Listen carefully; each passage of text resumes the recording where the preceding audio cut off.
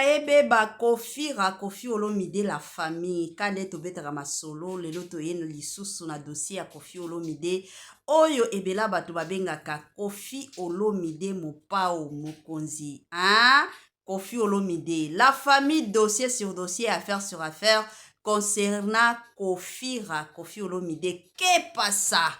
La famille komela nga na commentaire bisiko zolanda mama Étoile Nines TV, s'il vous plaît, nga na lobakango chaque jour, place nyonso ozaleli, place nyonso ozali, komela nga na commentaire. Na linga toujours ceux qui na sali mo analyse, na sali mo émission, toyeba na biso nyonso bisika nini tozali. Lelo na ye na dossier ya Kofi Olomide, kande boyebi aza moko ya ba musicien oyo azalaka tellement na population ya makasi. Kofi Olomide ebela bato balingaka ye. Ataka ne bomonaka ba wario bakoya boye balinga Kofi Olomide makasi po bayebi ke aza pepe na bango likolo nango balingaka ba musique ya Kofi Olomide.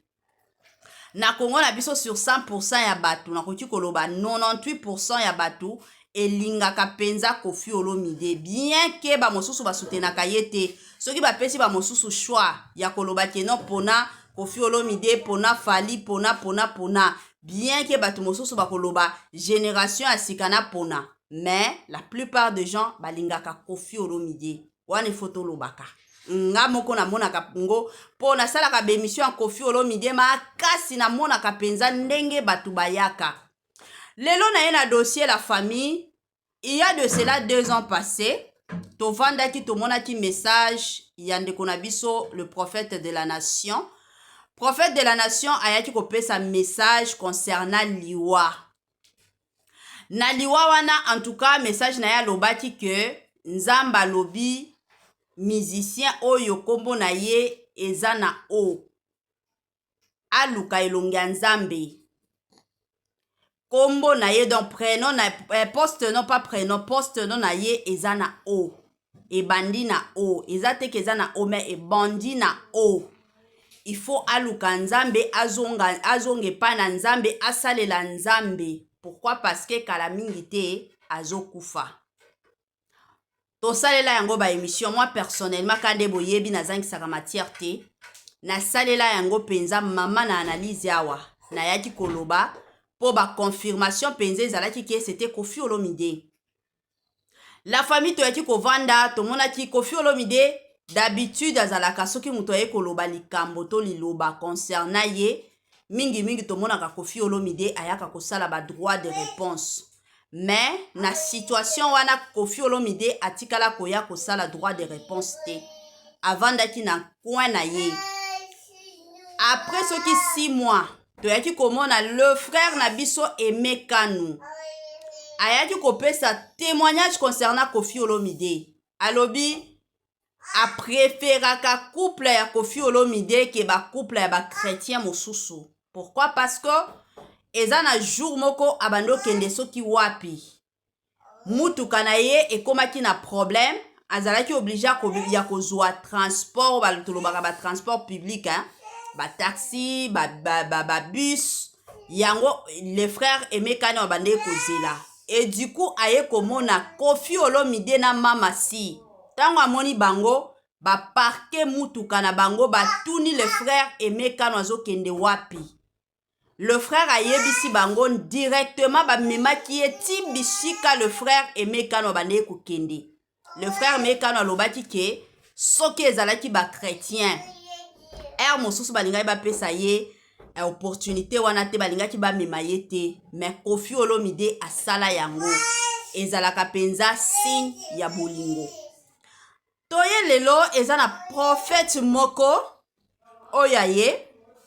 Prophète wana nga déjà eza na ba pasteur bosusu bayaki epa na nga mama Étoile naza na message ya Kofi Olomide. Kande boyebi nga ba makambo mosusu na linga na nga kozwa ngo te. Mais prophète oyo aye kobimisa message que Kofi Olomide na mama si sindi le cœur bango mibale.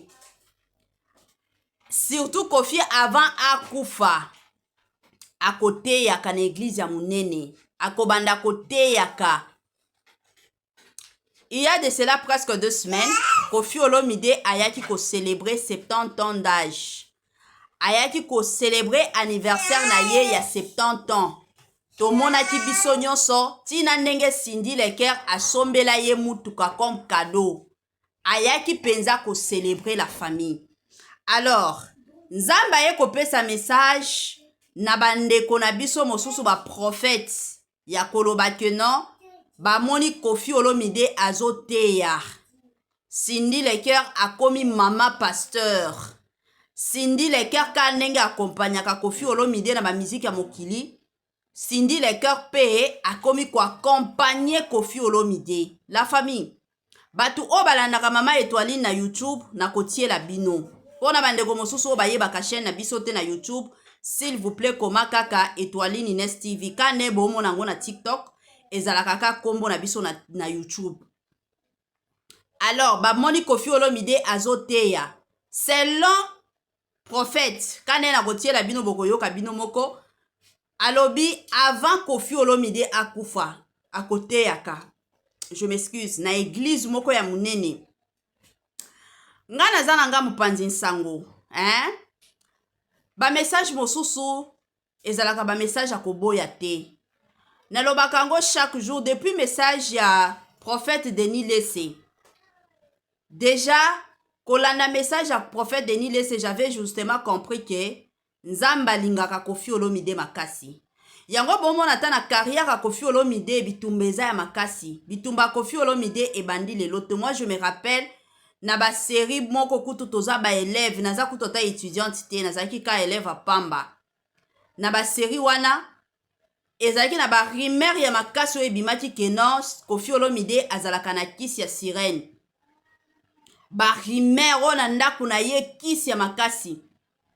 Et na ba série wana nde ba série Koffi Olomide asalaki télé-réalité ba filmaki ye na ndaku na ye na Alia.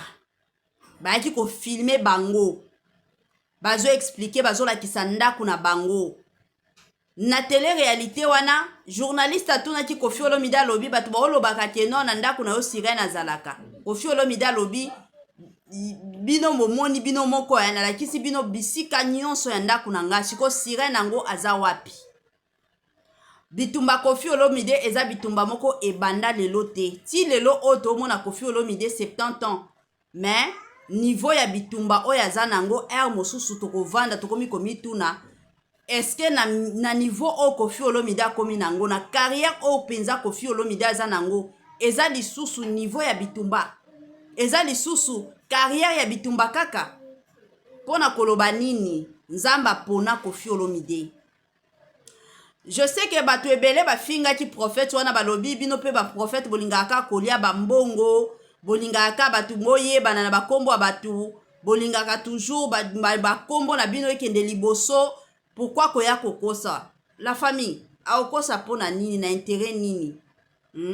Ba plan o Nzamba si a planifié pona nga lobby. Nanga moko ndenge na zabwe na yebi yango te. Makambo Nzambe ezalaka compliqué Batu o lelo to mona bazali boma. Est-ce que lobby bazaki liboma? Lobby bazaki liboma te.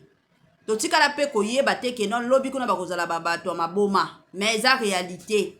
Eza ka makambo o ekomi na bavi na bango bakomi liboma. Ezalaka bongo c'est de la même façon avec nous autres, avec le Koffi Olomide. Donc ce qui Nzambe lelo aye ko insister que Koffi Olomide akosalela ka Nzambe. Cela veut dire que Nzamba si a bongisa, Nzamba si a planifié, Nzambe asi a tia nyonso ensemble. Nzamba si a yeba ke Koffi Olomide un jour akozonge pa ya tata. Ezalaka toujours bongo. En tout cas nga eloko na oloba, eloko pe na koya ko encourager Koffi Olomide eza que soki ngonga Nzambe beti koboya te. La Bible on touche pas un bato ebele bamona akaba Koffi Olomide oyo bato mokili bato akisi mais ti Nzambe azobengisa Koffi Olomide boyebaka te ba ernini Koffi Olomide pa asambelaka epai ya Nzambe. Ce n'est pas parce que ayembelaka Nzambe te elingi eloba ke no azalaka moto akisi te. Ebele oyo toyebi bamusicien chrétienne oto monaka wana kuna bazoyemba bazoparlaka langue. Qu'est-ce qui vous prouve que bazalaka basala Nzambe? Et pendant que nazoloba tolanda biso nyonso ba témoignage les frères d'Acosta soki d'Acosta soki nani un voyage Kendeko, musicien Nabiso, nous avons aussi beaucoup de respect, à Okende Libande Ambok. Mais Koko ma passe à Zongana Kinshasa. Et laisse-moi vous dire quelque chose. Kofi que vous voyez ne mourra pas ça comme un Moussalanza. Pardon? Ne mourra pas ça comme un Moussalanza. Kofi. Oui. Voilà, Oyo Lobi. Retenez ce message. Je ne suis pas n'importe quel prophète qui parle. Papa Dadi, vous connaissez Makambo na lobaka yo yebi témoin. Naza prophète ité o nazolo ba Makambo bana mikete. Kofi ne mourra pas ça comme un Moussalanza. Olobi? Kofi ne mourra pas ça comme Moussalanza. Nzambe azobengai. Et puis cette crise ya prostate, soka lingi esila ya nyos, on doit prier pour lui. Kacha motem. Et puis tango ya kokende. Tanga okende akotike la orchestre na maboko ya nani ya Cindy. Attends déjà bon motem. Tango akokende déjà. Puis il y aura un moment à okende pour pas son ressusciter. Si ko tango akokende akotike la orchestre na maboko ya Cindy. Mais na vision nanga pendant que je priais, après que la Cindy orchestre, c'est 5 ans elle est quittée Cindy Akoufi. Olobi? 5 ans elle est quittée Cindy Akoufi. Ce sont des messages trop forts au bateau, il faut pas retenir. Je ne viens pas à la télé pour s'amuser avec les gens. Je viens à la télé comme un messager, un prophète des nations, un prophète authentique. Ça paraît bizarre. Dans ma cambo et kokisama. Mais pendant quand je parle, il y a certains qui peuvent nous insulter.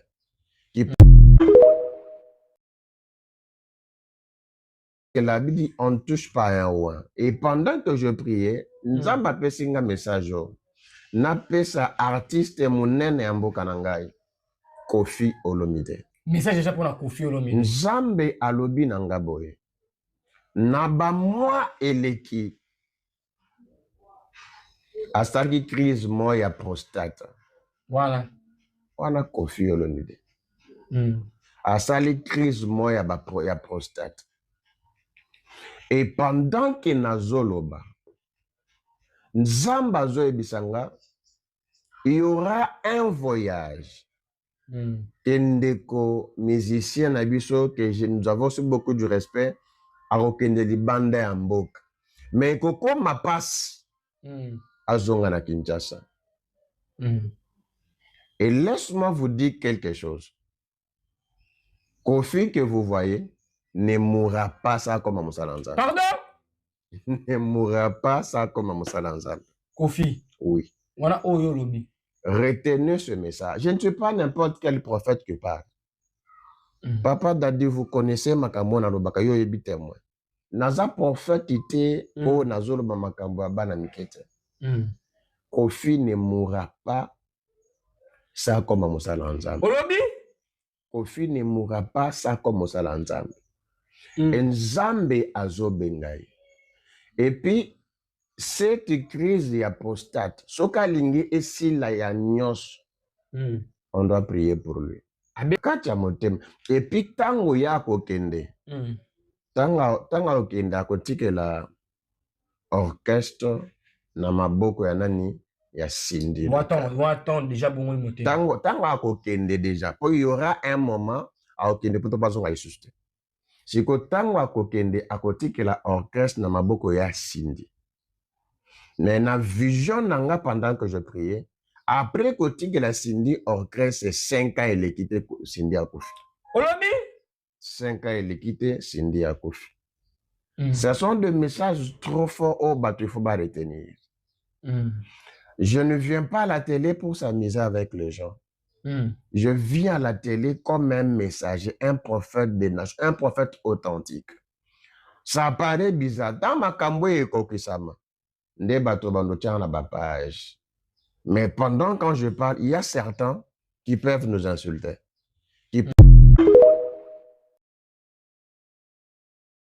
La Bible dit, on ne touche pas un roi. Et pendant que je priais, nous avons appelé un message. Nous appelé ça artiste mounen et ambokanangai. Kofi Olomide. Message déjà pour la Kofi Olomide. Nzambe alobi na nga boye. Na bamwa eleki asalaki crise moya ya prostate. Voilà. Wana Kofi Olomide. Mm. Asali crise moya ya prostate. Et pendant que nazoloba, Nzamba azoyebisa nga, il y aura un voyage. Kendeko musicien na biso que nous avons aussi beaucoup du respect à Okende Libanda ya mboka. Mais koko ma passe azonga na Kinshasa. Et laisse-moi vous dire quelque chose. Kofi que vous voyez ne mourra pas ça comme Moussalanza. Pardon? Ne mourra pas ça comme Moussalanza. Kofi. Oui. Voilà Oyo Lobi. Retenez ce message. Je ne suis pas n'importe quel prophète qui parle. Papa Dadi, vous connaissez Makambo na lobaka yo yebi témoin. Naza prophète ité o nazolo ba Makambo abana mikete. Kofi ne mourra pas ça comme Mosala Nzambe. Olobi? Kofi ne mourra pas ça comme Mosala Nzambe. Nzambe azobengai. Et puis cette crise ya prostate, soka lingi esila ya nyos. On doit prier pour lui. Kacha motema. Et puis tango ya kokende. Tanga okende akotikela orchestre na maboko ya nani ya Cindy. Attends déjà bon moté. Tango akokende déjà. Pour il y aura un moment akokende pour pas son ressusciter. Siko tango akokende akotikela orchestre na maboko ya Cindy. Mais na vision nanga pendant que je priais, après kotikela Cindy orchestre 5 ans elle a quitté Cindy akufi. Olobi? 5 ans elle a quitté Cindy akufi. Ce sont des messages trop forts au bateau, il faut pas retenir. Je ne viens pas à la télé pour s'amuser avec les gens. Je viens à la télé comme un messager, un prophète des nations, un prophète authentique. Ça paraît bizarre. Dans ma camboué et kokisama, des bateaux bandotiens à la page. Mais pendant quand je parle, il y a certains qui peuvent nous insulter.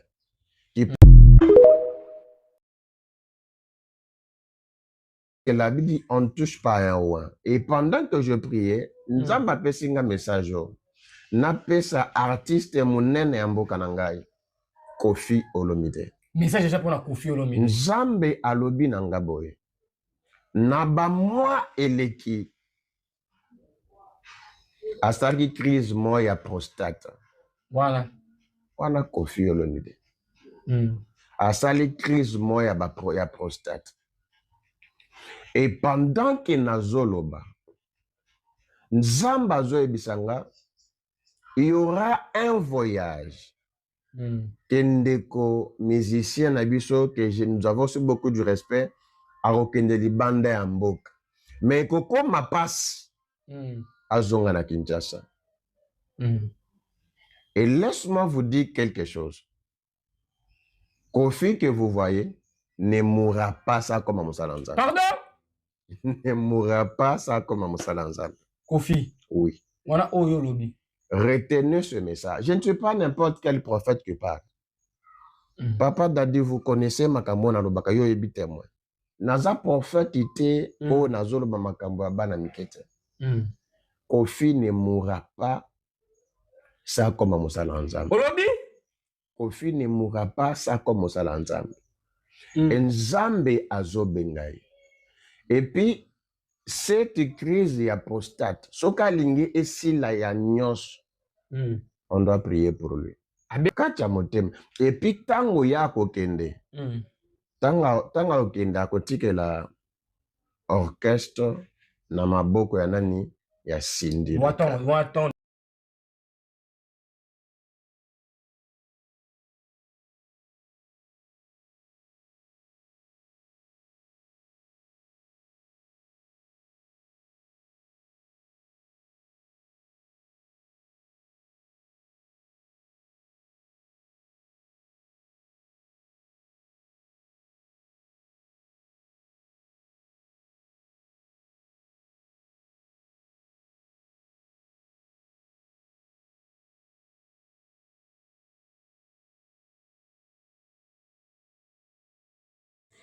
Hey, ndaebe ba Kofi Olomide la famille. Kande to betaka masolo, lelo to yeno lisusu na dossier ya Kofi Olomide.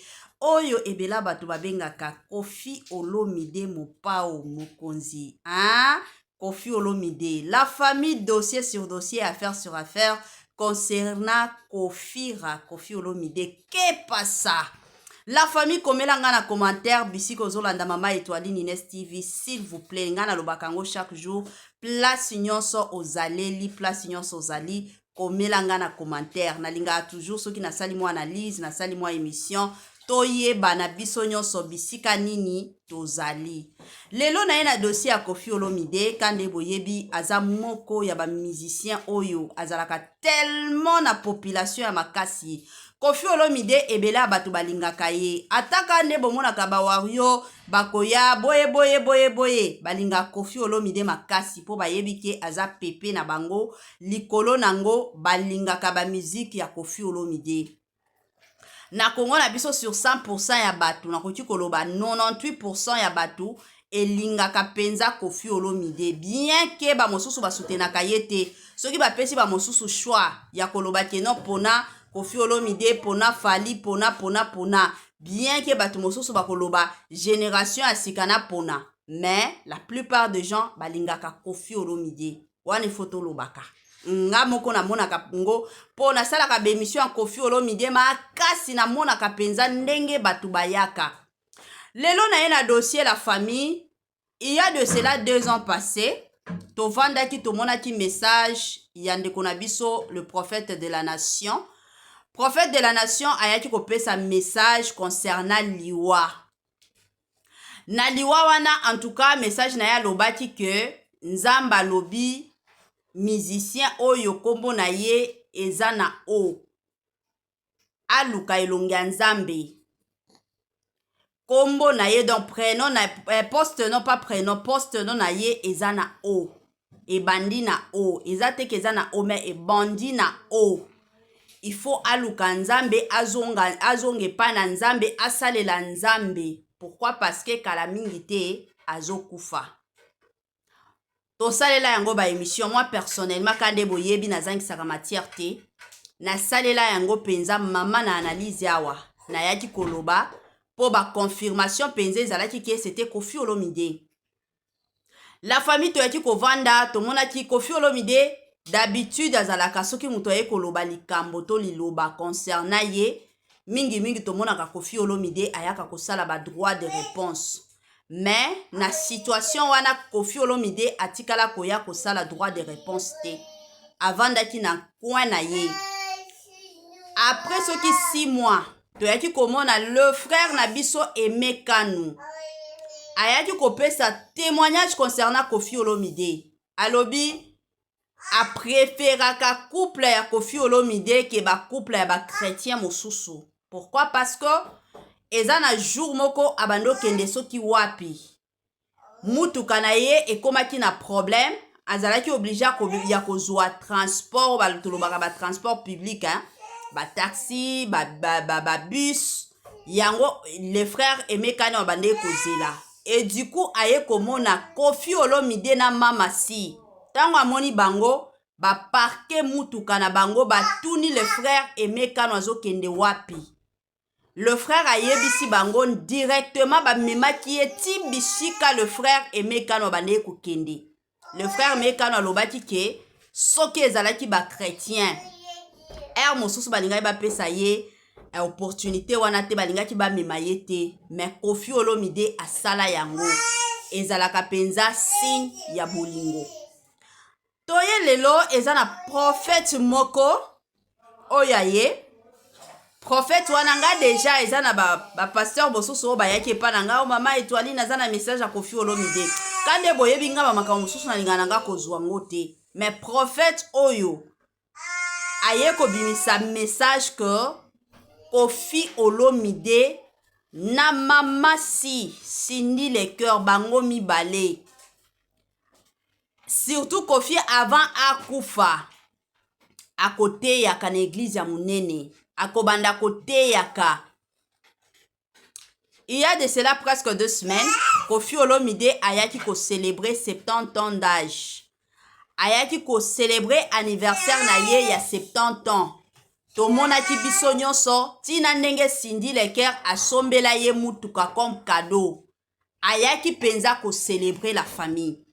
Alors, Nzamba ye kopesa message na bandeko na biso mosusu ba prophète ya koloba ke non bamoni Koffi Olomide azoteya. Cindy Leker akomi mama pasteur. Cindy Leker ka ndenge akompanyaka Koffi Olomide na ba musique ya mokili. Cindy Leker pe akomi ko accompagner Koffi Olomide. La famille. Batu o balandaka mama Étoiline na YouTube na kotiela bino. Pona bandeko mosusu o bayebaka chaîne na biso te na YouTube, s'il vous plaît koma kaka Étoiline Ines TV. Ka ne bomo nango na TikTok, ezalaka ka kombo na biso na YouTube. Alors, bamoni Koffi Olomide azoteya. Selon prophète, ka ne na kotiela bino bokoyoka bino moko, alobi avant Koffi Olomide akufa, akoteyaka. Je m'excuse, na église moko ya munene. Nga nazana nga mupanzi nsango, hein? Ba message mosusu ezalaka ba message akoboya te. Nalobaka ngo chaque jour depuis message ya prophète Denis Lessé. Déjà kolanda message ya prophète Denis Lessé, j'avais justement compris que Nzamba lingaka Koffi Olomide makasi. Yango bomona ta na carrière ya Koffi Olomide bitumbeza ya makasi. Bitumba Koffi Olomide ebandi lelo te. Moi je me rappelle na ba série moko kutu toza ba élève naza kutu ta étudiante te nazaki ka élève a Pamba. Na ba série wana ezalaki na ba rumeur ya makasi o ebimaki ke non Koffi Olomide azalaka na kisi ya sirène. Ba rumeur o na ndaku na ye kisi ya makasi.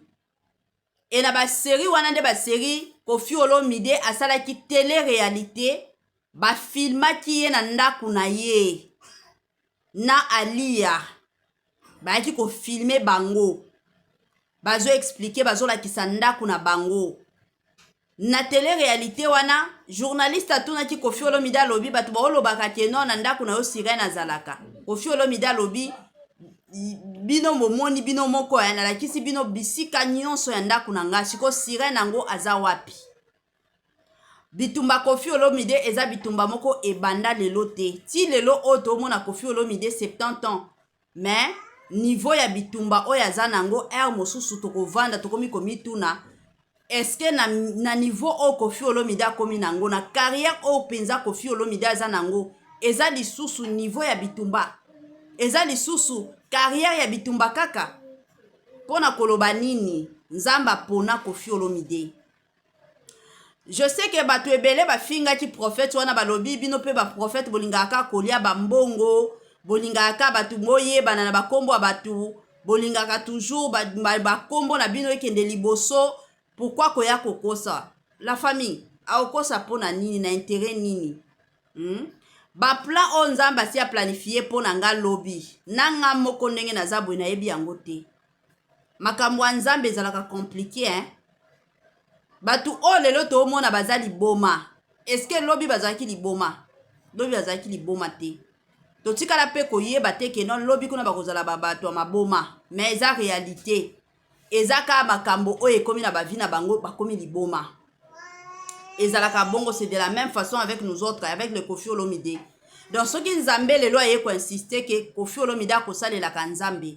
Cela veut dire que Nzamba si a bongisa, Nzamba si a planifié, Nzambe asi a tia nyonso ensemble. Nzamba si a yeba ke Koffi Olomide un jour akozonge pa ya tata. Ezalaka toujours bongo. En tout cas, nga eloko na oloba, eloko pe na koya ko encourager Koffi Olomide eza que soki ngonga Nzambe beti koboya te. Bato ebele bamona aka ba Koffi Olomide oyo bato mokili bato akisi, mais ti Nzamba zo bengisa Koffi Olomide boye bakate ba ernine Koffi Olomide pa asambela ke pa ya Nzambe. Ce n'est pas parce que ayembela ka Nzambe te elingi eloba ke no azalaka moto akisi te. Ebele oto yebi ba musicien chrétienne oto mona kawana kuna bazo yemba bazo parla en langue. Qu'est-ce que vous prouve que bazalaka basala Nzambe? Hein? Eloko moko te. tolanda biso nyonso ba témoignage ya les frères d'Acosta soki d'Acosta soki nani oya malamu pona bana nzambe nyonso partout dans le monde. Le pasteur Moïse Mbiye en concert le 21 novembre 2026 na Accor Arena. La famille tokende kosomba ba billetterie eza nango polele soki oza na besoin okende kosomba billet na yo ndenge ezalaka kaka ndenge ekendaka kota kaka na page ya pasteur Moïse Mbiye bakomi Moïse Mbiye Ministry. Kuna penza nde okomona lia nini okokota pona kosomba billet na ye. Kozanga te jour wana ya concert kande boyebi ba onyonso bazobela bakobika ba onyonso bazana ba problème ya mabala bakozwa mabala ba onyonso bazana problème ya mabota bakozwa mabota tokende ko adorer nzambe elongo na nani pasteur Moïse Mbiye na boyi jour wana ezala te ke no mama Étoiline nga na sombaki billet te. Concert na biso eza nango le 21 novembre korate te le 21 novembre 2026. Somba billet na yo na lombangu, somba billet na yo na lombangu, bato akosomba baza ebele, toboyi orate billet na yo, toboyi orate ya sika eye, ya kitoko eye, batoto ya Katanga, batoto ya Lubumbashi. Gersh biashara aye na makambo ya sika, makambo ya moto makambo ya kilikili kande tobetaka lisolo awa mituka nde mituka ozana posa osomba mutuka kande boyebi benga Gersh biashara bisika mituka ya kalite ya kitoko ba mituka oyo ezotambola na kitoko nyonso ezali kande na yebisaka bino toujours et encore ebele ya batu batekaka mituka ebele ya batu batekaka kalite te mais muke kaka ne batekaka kalite chez Gershom biashara c'est la qualité kande boyebi bandeko nanga ba mituka ya sika ba mituka ya kitoko ba mituka oyo ezotambola na kitoko nyonso soki omati na mutuka oyo yo moko osepeli soki omati na mutuka oyo yo moko oyoki yoka gu tala soin tala sebene mituka kitoko o wapi numéro na biso yango wana ozana besoin ya mutuka ozana besoin osomba camion na yo osomba taxi na yo osomba Dubai na yo osomba rosa ba qualité do ba sorte nyonso ya mituka eza nango kaka na Gersh biashara kuna qualité kuna biloko kitoko kuna biloko ya mafuta kande bomona awa Gersh biashara Tokos Gersh biashara c'est la qualité Gersh biashara bisika masolo ya kitoko